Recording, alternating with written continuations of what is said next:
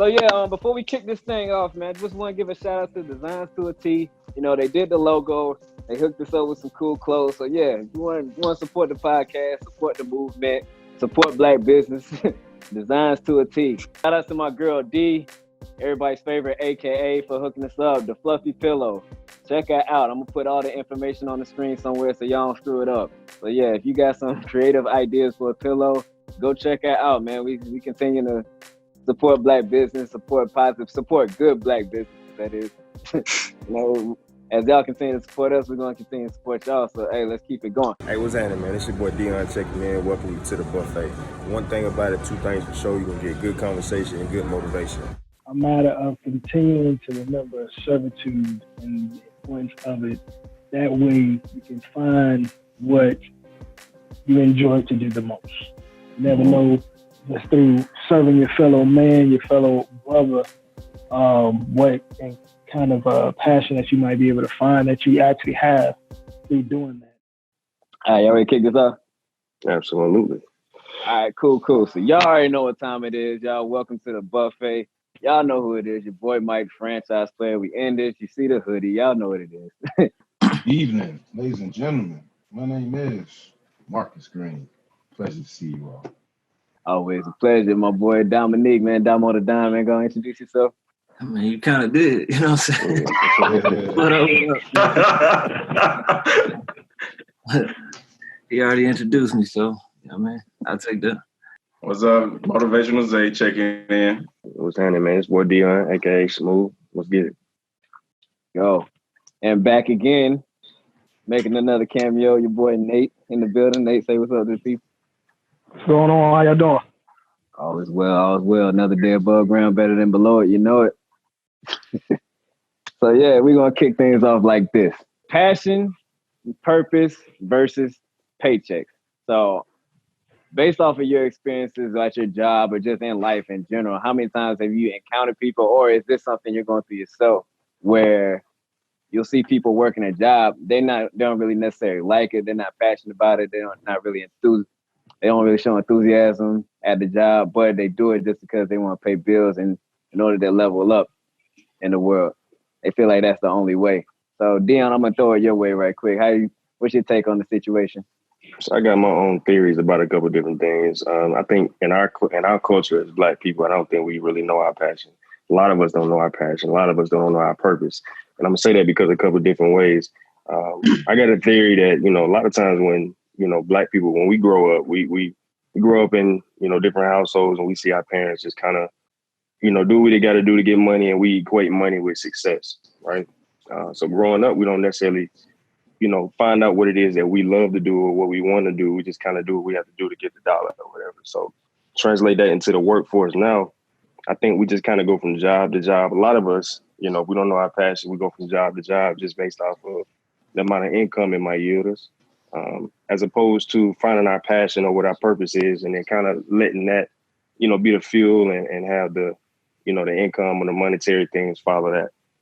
So that's kind of how I feel about it. But then on the flip side, a lot of the Caucasian people or whatever, they, they don't really have to worry about too much money growing up. So, I mean, they follow their passion. They do the things that they love to do. And they kind of, they let that lead what it is that they do what they like. So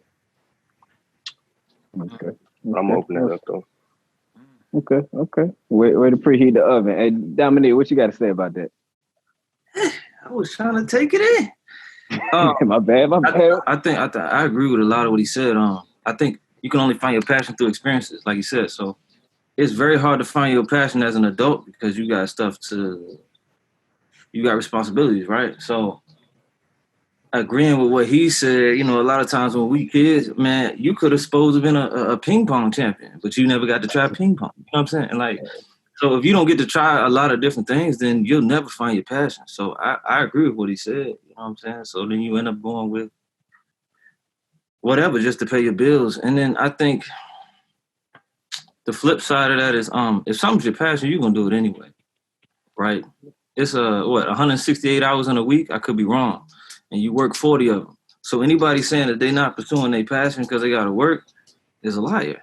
Right? There's plenty of time in the week for you to still do. If you really, really enjoy something, you still gonna do it, whether you got a job or not.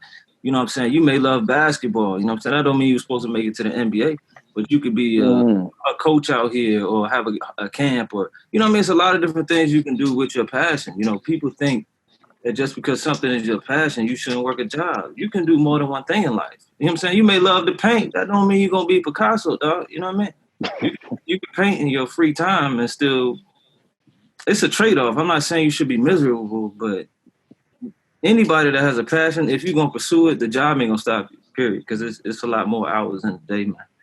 You know, there's people that work full-time jobs and are bodybuilders, and they got expensive hobbies. They're fishermen, you know what I'm saying? So to me, that's just for a lot of people, that's an excuse, man. You know what I'm saying?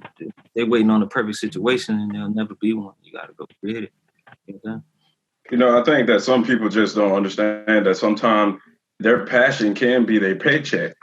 A lot of people just don't know that is, you know, just like I'm gonna piggyback off of what Dominique said. If you painting is your passion and you take it serious, you can make like millions of dollars off of painting because you pick something, you saw something, and you put it on canvas that nobody else is doing. You never know what you love to do until you actually just start trying something, and you just got to take that risk and just do something. And then if you enjoy yourself doing that one particular thing, get better at it. You never know what that can lead up to.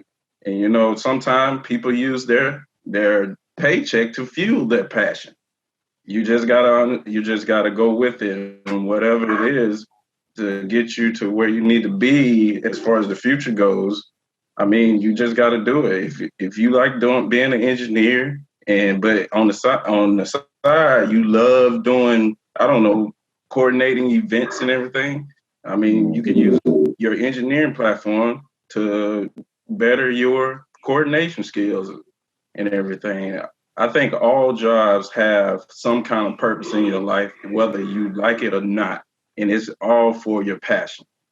I see what you did there. If I ask a question on that. Hey, y'all like that? Y'all like that? I got a question on that. Hey, Deion said he got a question on that. Yeah, so what are we specifically talking about? Different community, different cultures, or are we talking about just people in general?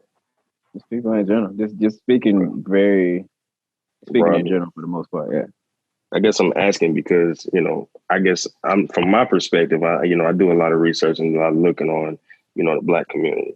And a lot of us don't know our passion. A lot of us don't know our purpose because of the exposure. Just like what Dominique said, we haven't been exposed to a lot of different situations to where now we're equating money with success, and then we're just kind of following a paycheck. And that's kind of what my point was.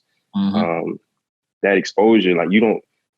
Okay, so me growing up, you know, my world is here. You know, it is not until I get outside of my world till I get exposed to a lot of different things.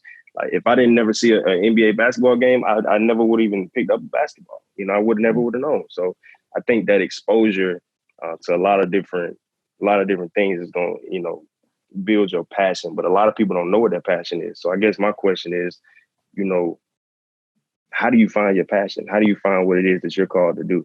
Because you're ultimately not going to be, I mean, you can be satisfied with just working a 9 to 5, but that's satisfied. In order to achieve actual happiness, you got to find what your passion is and let that fuel what you do with your life. Hey, Dion, I'm going to answer your question as soon as it's my time to talk, but it's not. We're going to kick it off to Marcus right fast. Marcus, how you feel about it? To answer Dion's question, I think I'm a strong believer that eventually God or, you know, whatever you may believe in is going to lead you to your passion. And I'm not going to sit here and say just wait on it. That's kind of crazy to just wait on it. But I do have a very strong belief that eventually you're going to stumble across whatever it is that you truly desire to do. And that's off of faith. You know, I have no type of equations or science to back up what I'm saying, but that's just something that I believe. In regards to what my experiences are, you know, I work for telecommunications, and in my job, you know, I don't have to pay a cable bill. You know what I'm saying? So cable service is free. I got internet, TV, all that stuff. Don't have to pay for it. Decent as a starting agent, you know, decent wage. You know what I'm saying? I'm not getting a lot of money, but I'm getting a little something. So as an adult, when I rolled into this job, who's giving me free cable, who's giving me a decent wage, it gets, and I've seen it. I've been with the company now 6 years, and I've seen people, not just black people, but people in general, mostly black people. They get into that seat, they don't got a cable bill. I don't know if any of y'all pay a cable bill, but cable services cost. Like once you throw in that internet and that TV, get you a little HBO, you about to pay like 150 bones. You know what I'm saying? So they get in that seat, they realize they don't have to pay a bill. This is one whole bill they don't have to pay. They're getting a decent wage. They get stuck right there because right now life is good. And what happens is they forget, or they don't get exposed to whatever it is that they want to do, and they just kind of stick it out. They stick it out, not realizing that they can actually move around, whether it be in the company, whether it be outside of the company, and kind of touch other things and do other things as well that could potentially open their eyes up to whatever their passion may be, or just other things in general. So as an adult, we kind of get stuck. We get stuck and we don't know where to go. We're not thinking about where to go. So I think that may be a contributor to maybe someone not finding their passion or pursuing their passion, things like that, potentially.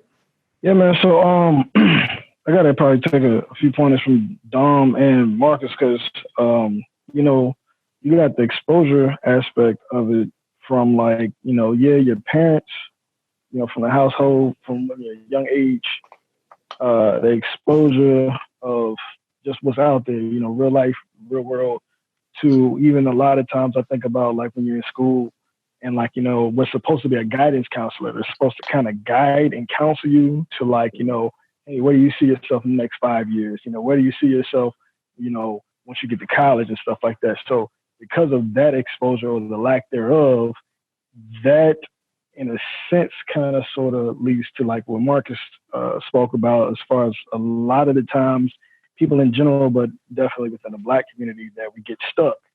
That it's because we had the lack of exposure that, we just end up getting a paycheck or going the paycheck route without, really wanting to push ourselves and strive for more. However, the paycheck versus passion aspect, as far as just speaking personally, what I do and where I'm at in life right now, I've also coming across plenty of business owners, self-employed folks on a daily basis. So they have that networking aspect as well. So it's even though you might find yourself in a position of you're working for that paycheck, so you can pay your bills, take care of stuff, hopefully not get so stuck to the point that it's I don't want anything else in life, to the point that it's once you start the network, you okay, cool, that sounds like it might be worth something, let me get my feet wet, and then you can begin to find some sort of a passion of some sort. So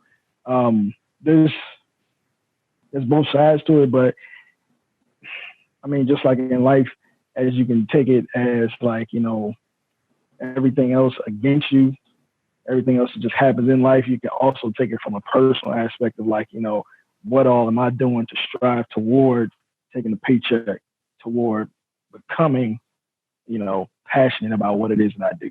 Right now, I got to say, I'm not really passionate about what I do, but it very well is an avenue alongside of, being able to work toward what could become passionate. It's just, I got to get out of where I'm at right now. There's a Dion's question. How do you know that you're following your passion? For me, I knew I was following my passion once I felt a sense of peace within. I'll wait till she stops. So I knew I was following my passion once I had a sense of peace within. Growing up, my cousins exposed me to music at an early age. They would watch MTV, BET, things like that. That's how I developed a love for music. Until I took my first graphic design class in high school, that's when I developed a love for graphic design and editing videos and messing with Adobe Illustrator and Photoshop and stuff like that. And so as I got older, that infatuation or that passion for those things kept growing and growing and growing, regardless of whatever I did. Even though I thought about going to school for business, until somebody put me on saying, hey, we have a program for graphic design, which was my passion, that's when I chose to go that route. I changed my major from business to graphic design upon visiting A&T before I got there for freshman orientation and stuff like that. And even to this day, even though my occupation has absolutely nothing to do with graphic design and music, I still use that as a means to an end.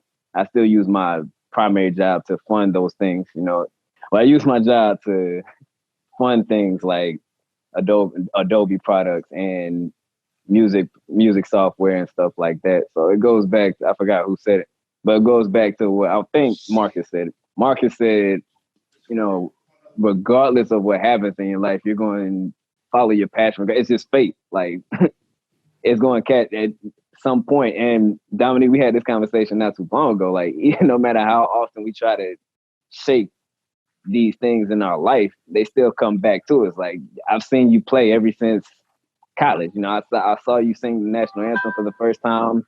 I saw you perform in the mall. Like I've seen these things, and I could probably run down a lot of situations for each member of the podcast. Like I was there for these situations. I know what you're passionate about, but yet what we do for a living may not line up with that. But to go to, I agree with Marcus 1,000%. Like if it's meant to be, it's going to happen. You're going to find a way to make it happen. So I encourage everybody, not just onesies and twosies here and there. I encourage everybody, like, yo, if you're super passionate about it, God put all of us on this earth for a reason. We all have our own individual assignment. So I encourage everybody to go out there and figure out what that assignment is, because if you don't know the domino effect that may have, because if you don't do your part, it may affect somebody else doing their part.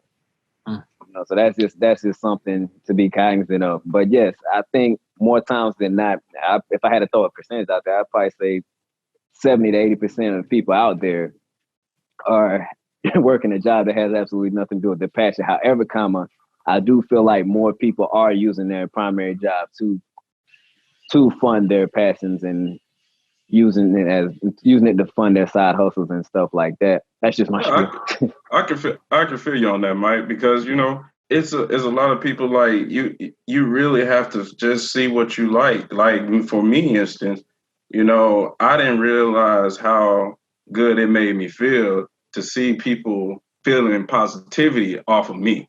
That's why Motivational Zay came, and then I first started with the statuses on Facebook, just giving a word or anything else. And then I moved to videos, and then it's just all about passing that positivity on. And I just feel, and sometimes it just makes me feel good that people can really just piggyback off my energy, and maybe that picks up their day, or they just use my words to go out and get what they want out of life. That, to me, that describes my passion for just opening up to people and letting them into me. A lot of people don't know me, but some people can use anything just to spark a fire within them. You never know. Zay, how does your motivational speaking line up with what you do for a living, your actual job?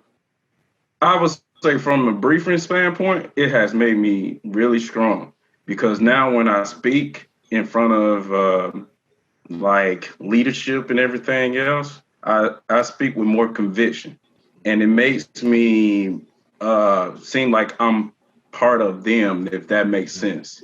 I'm able to speak on a whole nother level, and by practicing speaking in front of students, practicing speaking in front of adults on different type of things, that makes me comfortable in front of them when I'm talking about stuff going on in the organization that needs to be brought up. And then it makes me strong to just speak up about things too, because a lot of us young people, we know that some things that the leadership is doing don't make sense.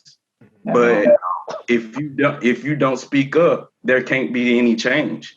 And that's what a lot of businesses and organizations are missing, is that young people voice, because we think out of the box more than the older generation. Not to down the older generation, but that's what we do. We got technology on our side, and that's what we have to do as young people. We got to speak up, even if it sounds stupid to you. You might not know. You could save that company or that organization millions of dollars just by what you say. Exactly. Yeah, the millennials, we have a really hard the people above us, the older generations, they don't like millennials in the workplace now. So yeah, it's definitely something. Motivational speaking would definitely help you out in your job if you have to deal with, any older generation of people at your job. Hey, Mike, how does your passion, or how do you use your gift? Does it help you out in your job at all?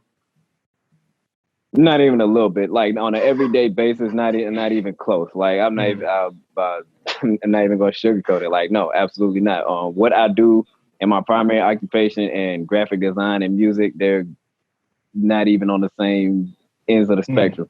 On the same wavelength. Do you think you can find a way to maybe intertwine some graphic design into your occupation? I mean, I have every once in a blue moon they'll ask me, hey, can you do a design for this? Can you do it? It's mostly like redesigning logos and stuff like that. They'll be like, hey, can we get a new design for our unit logo or whatever? And it's like, all right, yeah, whatever.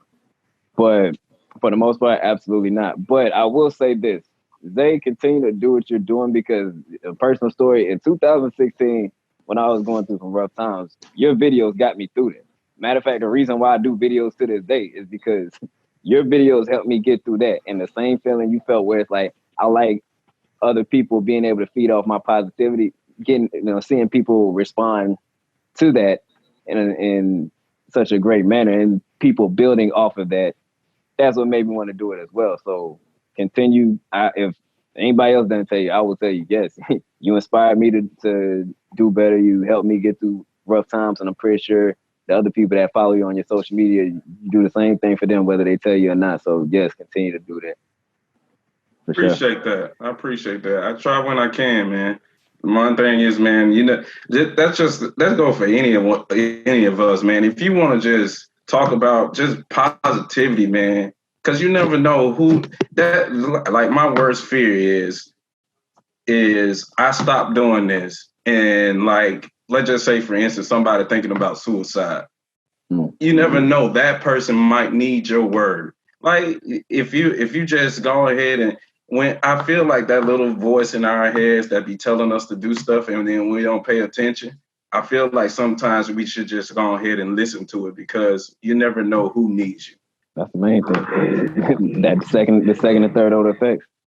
Yeah, exactly. We definitely want more people to be successful. And then this is what we're doing here on the buffet, You never know who might be listening that might be like, man, that's a good point. Let me start doing this.